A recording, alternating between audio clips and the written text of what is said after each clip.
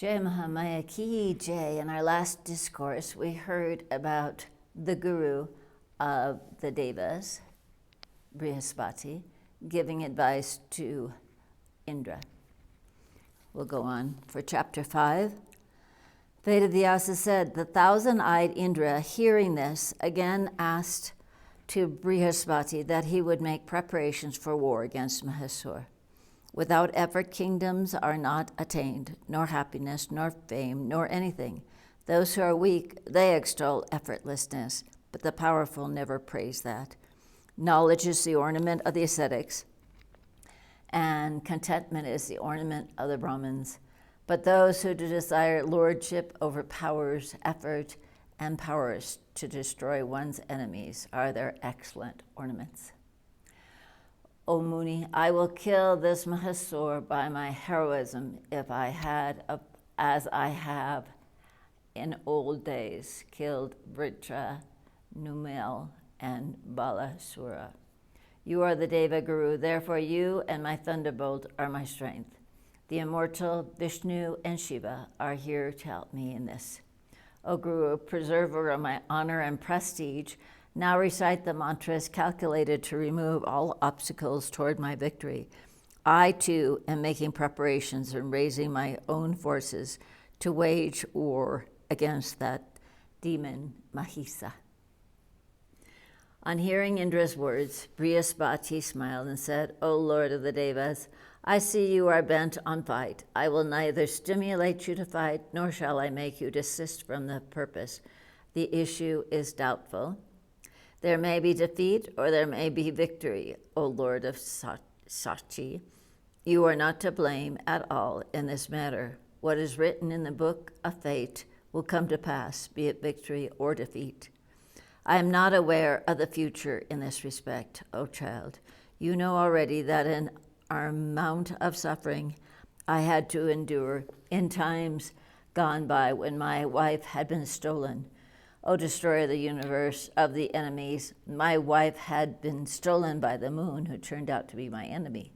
Living in my stage of a householder, I was put to all sorts of miseries, deprived of all my happiness. O Lord of the Suryas, I am renowned in all the worlds as a man of much wisdom and intelligence. Where then was my intelligence when moon carried away perforce my wife? O Lord of the Suryas, to my mind, the success or failure depends entirely on destiny, yet intelligent ones should always resort to efforts and energetic activities. On hearing the words of Brihaspati, pregnant with truth, Indra went with him to Brahma and took his refuge, saluting him and said, O grandsire, the demon is collecting a big army and wants to conquer and take possession of heavens. All the other demons have enrolled themselves in the list of his army. They are eager to fight, and they are all very powerful and skilled in arts of warfare. I am therefore very afraid and have come to you. You know everything. Please help me in this matter. Brahma said, we all will go today to the Mount Kailash and take Shiva with us, and then we'll all go to Lord Vishnu. There all the Devas assembled will hold a council and consider the time and place when it will be settled whether it is proper or not to fight.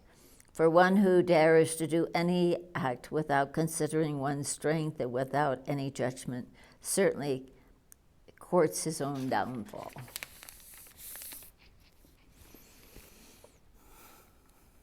Hearing this, Indra with the other Lokpalas and Devas headed by Brahma went to Mount Kailash.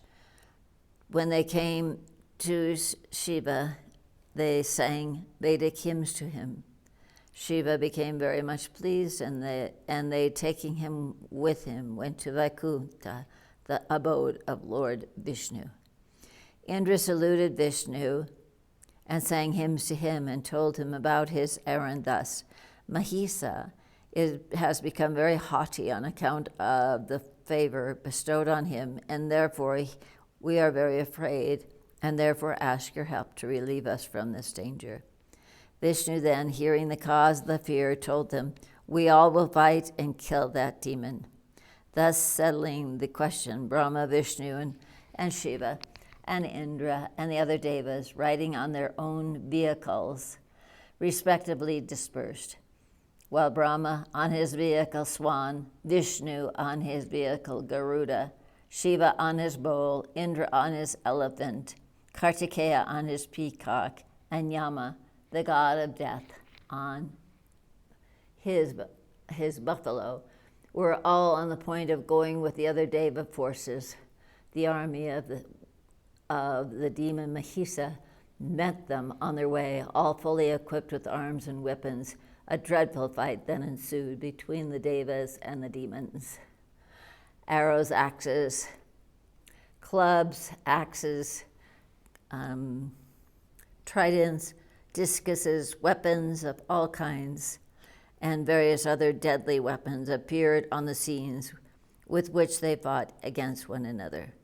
The commander-in-chief of Mahisa, the very powerful Chiksura, shot 5 arrows at Indra.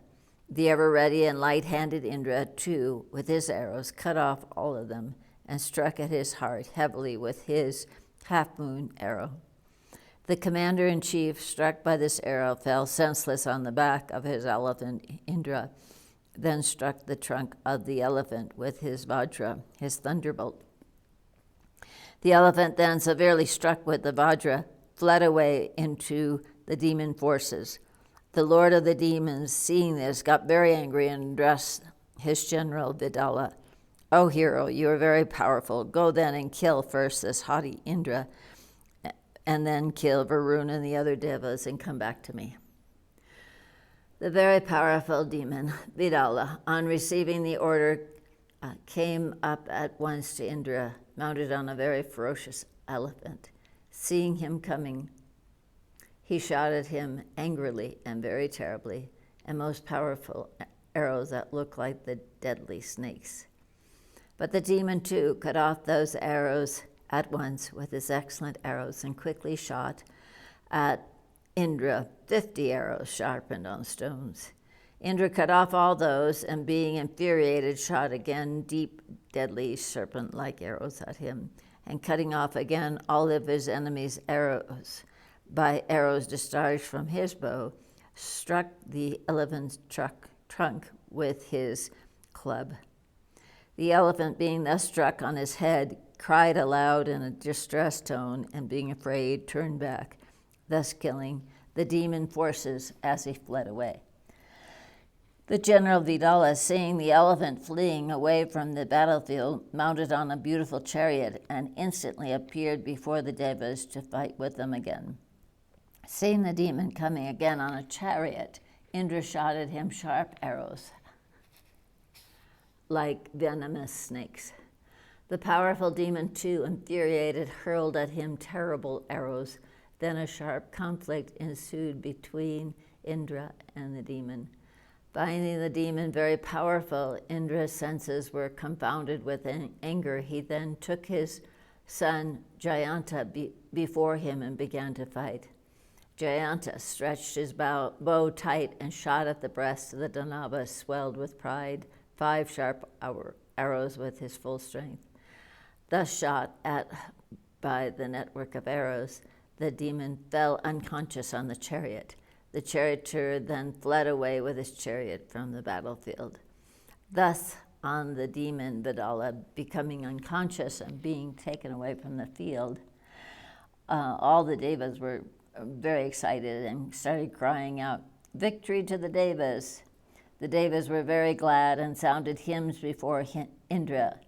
The Gandharvas started to sing, and the Apsaras began to dance. Hearing the loud acclamations of victory of the Devas, Mahisa became very angry and ordered the Danava Tamra, the destroyer of the enemy's prides, to go to the battlefield. Tamara appeared in the battle, and coming face to face with many Deva warriors, hurled on them showers of arrows. Varuna appeared with his pasa weapon, and Yama, mounted on his buffalo, appeared with his danda, his staff. A terrible fight then ensued between the Devas and and the demons, and the weapons, arrows, axes, and all the other weapons glittered in the fields.